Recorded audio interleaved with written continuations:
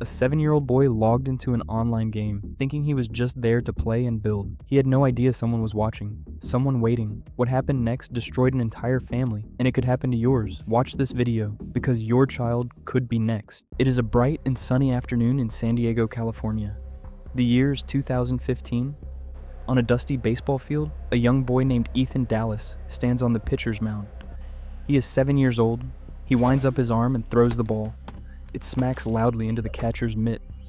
Ethan smiles. He's happy here. To his teammates, he's the star player.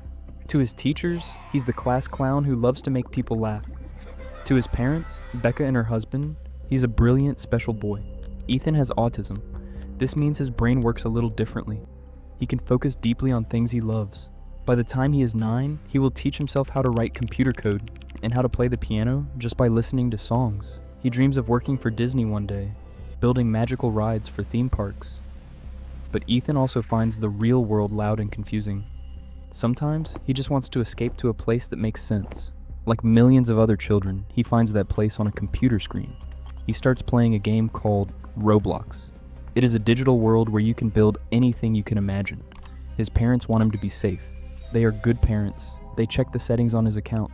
They turn on the parental controls to stop strangers from talking to him. They think they have built a high wall around their son to keep him safe. They do not know that a digital door has been left open and someone is already waiting on the other side. Deep inside the internet, far away from the baseball field in San Diego, a stranger is watching. This person is not a child. He is an adult man sitting in a dark room thousands of miles away. But on the screen, he looks just like another kid. He uses an avatar, a cartoon character. He calls himself Nate. Nate sees Ethan playing. He sees that Ethan is talented and maybe a little bit lonely. Nate sends a message. It seems friendly. It is just a hello. This is how it begins. It is not an attack. It is a slow, quiet process. It is like a spider spinning a web, one thread at a time. For years, Nate and Ethan play games together. They build virtual houses. They race cars. They chat about school and homework. Ethan thinks Nate is his best friend. Nate is patient. He listens to Ethan. He makes Ethan feel special. Because of his autism, Ethan sometimes has trouble reading people's true intentions. He takes things literally. If someone says they are a friend, Ethan believes them. Nate knows this. He uses it. He becomes the most important person in Ethan's digital life. The parents, Becca and her husband, see their son typing away on the keyboard. They think he is just having fun. They do not hear the silent danger entering their home through the Wi-Fi signal. Then the trap begins to close. Nate tells Ethan that the parental controls are annoying.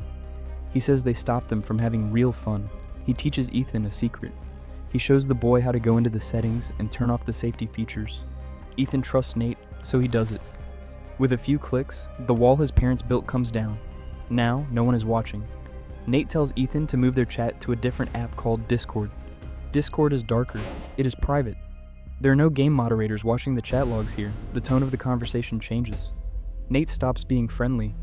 He starts making demands. He asks Ethan to do things that make Ethan feel very uncomfortable and confused. Ethan tries to say no, but Nate changes. The friend becomes a threat. Nate tells Ethan that if he does not listen, Nate will show all their private chats to Ethan's family. He threatens to ruin Ethan's life. This is called online exploitation. Ethan is terrified. He's just a teenager now. He feels trapped. He thinks he has done something wrong, and he's too scared to tell anyone. In the real world, Ethan changes. The happy boy who played baseball starts to disappear. He becomes angry. He has screaming fits. He throws things. His parents are confused. They do not know about Nate. They do not know about the threats on the screen. They think it is his autism getting worse. They think it is teenage hormones. The anger gets so bad that in 2022, his parents have to make a heartbreaking choice. They send Ethan to a special treatment center for a whole year. They hope the doctors can help him calm down. Ethan sits in the center, far from home. He is safe from the computer there, but the fear is still in his head. He carries the secret like a heavy stone in his chest. Time passes. It is now December 2023. Ethan is back home. He is 15 years old. The family goes out to dinner at a Denny's restaurant. It is a normal evening. People are eating pancakes and drinking coffee. But Ethan is not eating. He looks at his mother, Becca. He looks sad and broken. He sends her a text message from across the table. It says he feels worthless. Then the dam breaks. He tells her. He tells her about Nate. He tells her about the pictures. He tells her about the fear. Becca is shocked. She is angry, but she is also a mother of action. She immediately calls the police and a group called the National Center for Missing and Exploited Children. She wants to catch the man who hurt her son. She takes Ethan's phone. She reads the messages. It is a horror story written in text bubbles. She sees how Nate tricked him. She sees how Nate scared him. She bans Ethan from talking to strangers, but she lets him keep playing the game under strict supervision because it is his only way to relax. She watches him like a hawk. Months go by. It is April 2024. The sun is shining in San Diego again. Things seem to be getting better. The nightmare seems to be over. Ethan is doing well. He's learning how to drive a car. He talks about buying his dad's car when he gets his license. He's making plans for the future. He seems happy. But trauma is a silent wound. It does not always bleed on the outside. One night, Ethan knocks on his mother's bedroom door. He walks in and lays his head on her lap. He stays there for a while. He tells her he loves her. He says it again and again. "I love you, Mom." Becca strokes his hair. She thinks it is a sweet moment. She thinks he is healing. She does not know he is saying goodbye. The next morning, the house is quiet. Too quiet. Ethan's father goes to check on him. He opens the door to Ethan's room. And then, the world ends for the Dallas family. Ethan is gone. The pain and the fear became too heavy for one boy to carry, and he ended his life. The star pitcher, the piano player, the boy who wanted to build magic, is lifeless. The grief hits the family like a tsunami. It destroys everything. But the story does not end in the quiet bedroom. The story turns into a mystery, and then a battle. A year later, in April 2025, the phone rings. It is law enforcement from Florida. They have found Nate. His real name is Timothy O'Connor. He's 37 years old, and the news gets worse. The police tell Becca that O'Connor was not a new criminal. He had been arrested before. In 2021, years before Ethan told his mom the truth, the police in Florida had already caught O'Connor with illegal images of children. He was already in the system. Becca feels a new wave of anger. This man was known to the police. He was known to be dangerous.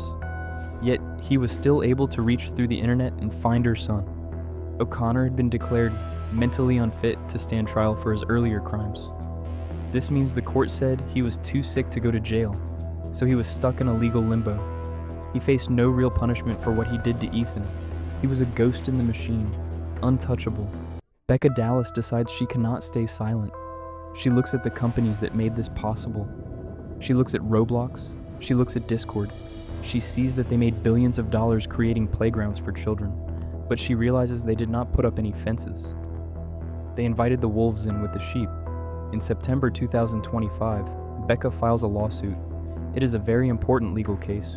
Usually, laws protect websites from being sued for what their users say. But Becca's lawyers have a different plan. They argue that this is not about what Nate said. It is about how Roblox was built. They argue that the product was defective. They say that Roblox knew their design made it easy for predators to hide. They knew the parental controls were too easy to turn off. They knew kids could make secret accounts. They argue that the company cared more about keeping kids addicted to the screen than keeping them safe. This is a historic moment. It is the first lawsuit of its kind. Lawyers from all over the country are watching. If Becca wins, it could change the internet forever. It could force companies to verify that users are actually children. It could force them to hire real humans to watch the chats instead of cheap computer programs. Today, Becca runs a foundation in Ethan's name. She wants to help other kids who are struggling. She wants to warn other parents. She tells them, "I thought my kid was safe. I thought it would not happen to me." Her voice shakes, but it is strong. She is fighting a giant. Roblox says they are sad. They say they are trying to do better. But for Ethan, better came too late. The internet is still there. The servers are humming. Millions of children are logging on right now. They are building, playing, and chatting.